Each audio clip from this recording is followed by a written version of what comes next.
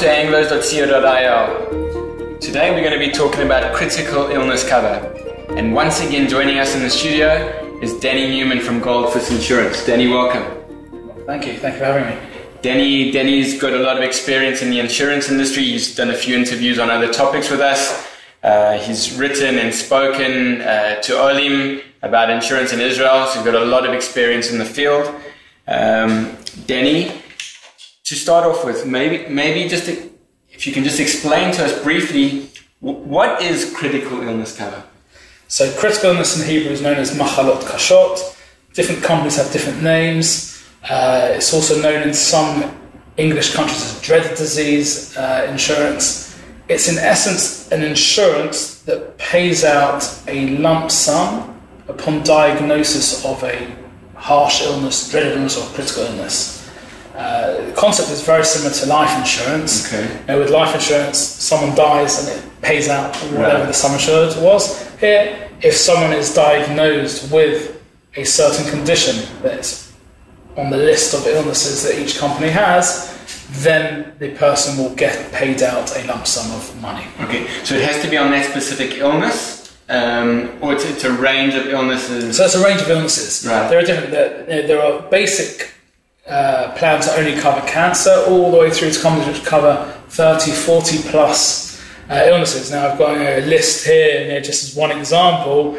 Even covers things like ALS or Jacob-Creutzfeldt disease, lupus, polio is even on the list. We're talking about chronic major conditions. Gotcha. And if I was to look at, let's say, the three main illnesses which will be covered on the majority of comprehensive plans are cancers, heart disease and stroke. Okay. Those, I would imagine, probably make up about 95% of all claims within these kind of policies. Got you. So can you then explain what is the difference then between critical illness cover and something like disability insurance? So disability insurance is a payout, usually linked to someone's pension, but not always, whereby someone, if they are unable to work as a result of being incapacitated, then they may get up to 75% of their income until retirement age that's listed in the policy. Could be 60, 62, 64, 67. So you select the retirement age? Well, that would be depends on when the policy is taken out and if it's linked to a pension plan and they have their own ages written into that. Okay. But that is a monthly payout which in essence replaces the income. And that will be linked to one's income as well. Right. As far as critical illness insurance is concerned, it's something completely different. Someone may still work. Okay. If someone, let's say, had a heart attack, yes, they actually within a month may be back at work. Right. But they may have to make major changes to their lifestyle as well, which may cost money. With a disability income plan, there's usually in most plans a 3-month wait period. So if someone is incapacitated for 2 months and 28 days, they may not get it. Right. Whereas this, if someone has a specific illness, then it pays out. This I look as being the financial policy to ease any extra costs that are involved. Right. I'll give 2 examples of real claims that we paid. I'll change some of the particulars slightly so that it doesn't become clear who I'm talking about in case people watching this may know the people. Yes. Claim number 1 was a family with 4 children. Okay. Let's say they live in Jerusalem. One of their children at age 7 was diagnosed with lymphoma. Yes. Now at that point of time, unlike someone at our stage of life where we're able to be in hospital should the unforeseen occur by ourselves, if it's a young child, the parents will be there 24/7. Yes. Now this child, because of the specific illness, was, let's say, treated in Schneider's hospital. Okay. Both parents ended up taking for a 3-4 month period unpaid leave from work. Okay. Why? because they had to go back and forward. They had 3 other kids in Jerusalem and travelling from Jerusalem to Schneider's hospital. Yes. The extra costs involved, they still had their rent to pay, their family were renting, so that they actually took out a policy which for a child is very, very inexpensive. And I think their policy was about 6 shekel a month. Okay. And they got paid just over 110,000 shekel was paid out. So these are not expensive policies? For children, it depends on the age. Right. For children, it's very, very inexpensive. So they had taken this policy out when the child was younger, fortunately, and it gave them the breathing space. They were able, for the 3-4 months that child was hospitalised, and they had to look after the welfare. Fortunately, that child is now well into remission. But they were able to concentrate on the well-being and the welfare of the sick child and their other 3 children, and not have to worry about how they're going to survive financially for that period of time. And that family had chosen to take out a 100,000 shekel policy, and it was like 5-6 shekel a month. And they received that financial injection, which enabled them to use that to survive financially and concentrate on the illness. Okay. Claim number 2 is a young mother who was diagnosed with lung cancer not long after giving birth to her 3rd child. Okay. She was late 20s. Yeah, fortunately still alive today, has survived, but had to go into a very complicated series of procedures and was hospitalised for about a month and a half, 2 months. Yes. In Rambam Hospital, and during that period of time, the husband took a lot of unpaid leave from work, and also because he was going back and forth from Tel Aviv to Haifa, to where the best care was, back and forwards, and having to employ people to also look after the young kids, especially one of them was a baby. Dealing with the extra cost of the formula. Obviously, we're not having the mother there who previously, before it was diagnosed, was feeding herself, and all the extra costs involved, and someone through the night sometimes to help as well, because the husband was coming back very tired from the hospital. So at her stage of life, she had a policy, so it wasn't the 5-6 shekel a month. She was paying about 25 shekel a month, and also received a payout of just over 100,000 shekel, which meant for those few months, again, the family could concentrate on the well-being. Because often when there is a critical illness involved, there are extra financial costs involved. So that's the policy. Got you. So based on that, who then should take a critical illness cover? So I don't believe this is a policy for everyone. Okay. No. For example, I've got clients who, let's say, used to have a policy, had a very successful startup, were bought out, and then have a lot of passive income coming in. So they're now in a situation where they actually cancel the policy. Why? Because passive income's coming in. They don't need the insurance company to pay 100 or 200 or 300,000 shekel. We're not talking about life insurance sums of, let's say, often you see policies of 500,000, 1 million, 2 million shekel. Here we're looking to alleviate financial issues during a limited period. Why limited period? Because people either hopefully survive after a number of months, or they get into a routine where they might be going backwards and forwards from treatment, working 2 weeks and going back into for treatment, or unfortunately the other extreme where someone doesn't make it and survive, and then if they've got life insurance that pays out. So I usually believe on average 100,000, 200,000, 300,000 shekel for the majority of families, depending on the financial risk that they would need to replace should the unforeseen occur. So families who've got sufficient funds and savings may not need this at all.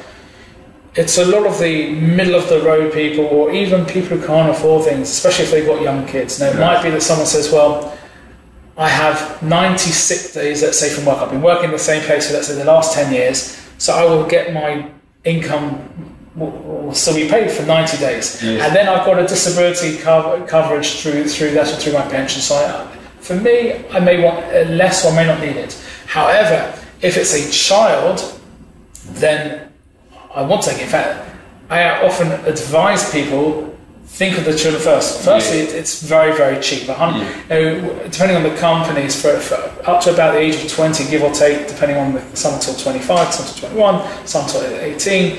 But the cost for, let's say, 100,000 shekel coverage for a child is somewhere between, let's say, 5 and 8, 9 shekel. We're talking what? How many people when they're on the road or in between meetings, they wouldn't think twice of stopping off if they get thirsty to buy a bottle of water for that amount. So it's a bottle of water a month, and it provides that peace of mind. Should it, or if they want 200,000 shekels, so it's 10, 11, 12 shekel, 13 shekel a month. So we're not talking huge sums, but often when if someone has a child who's dealt that unfortunate hand in life with a critical illness, and the parents need to end up taking unpaid leave to concentrate on the illness and make certain changes which impacts them financially, these policies for a lot of people can be critical for them as far as keeping afloat and not having to worry about the mundane and concentrate on the well-being. Absolutely. So again, it's about peace of mind. Exactly. So let's say I want to take it. How do I work out, or how do I determine what amount of cover to take? So that will be dependent, again, on one's level of living. Yes. So if, let's say, someone's living very modestly, they have, let's say, an income of, let's say, 9,000 shekel, and their rent's, let's say, 4,000 shekel. So we're not talking about people actually living in the heart of Tel Aviv or the heart of Jerusalem, but they're living a relatively modest lifestyle. So 100,000 shekel policy may be sufficient. But if someone's, let's say, earning 30, 40,000 shekel a month. They've got a mortgage for, let's say, 12, 13, 14,000 shekel a month. Right. And they've got other expenses, so for them they may want 300,000 shekel or 400,000 or 500,000 shekel. Are there limits to the amount of cover? Most companies are around the 500,000, 600,000, 700,000 shekel mark. Very few people, in my opinion, need that. Yes. We're talking about high earners who don't have the financial means to ride that out, and people who have very high expenses. I would say the average tends to be somewhere between 1 and 3 is the average, but it's completely dependent on the family and what the financial means are and what support network they have as well. Right, got you. So now let's say in the event that something happens, what can I use this money for? How can I get the money, and what do I use it for? So often it's like any other insurance claim. There's a form and paperwork that's required, doctors' notes and letters which clearly outline what the diagnosis is, what the condition is, and then the claim submitted to the insurance company, assuming that that it meets the criteria of the terms and conditions of the policy. So then, usually it's within a very timely fashion, the insurance company will transfer the money as a lump sum. As a lump sum. Okay. As a lump sum. What that family chooses to do that, they could in theory go to Disneyland if they wanted to. Okay. But that money is their choice. It's a compensation policy. It's not based on receipts. It's not like a health policy where I wanted to see a certain surgeon and I want them to fund the surgery. Right. We're not talking about, this is a compensation, a financial compensation policy where the criteria for being able to receive that money is the unforeseen event where someone has a major illness, and then the insurance company pays out. But what the family chooses to do that is their choice, but it's, as I say, it's there for the financial buffer to alleviate the what are we going to do now financially? Right. How can we do both? So once you've provided all the proof of the particular issue at hand, you receive the payout, and that money is there then for you to use in whatever means to pay bills, whatever you choose to use that money for. Yeah. Great. Danny, maybe just to finish off, maybe you can give us a few tips or some advice. Something you've picked up from your experience regarding critical illness cover that you would want people to know?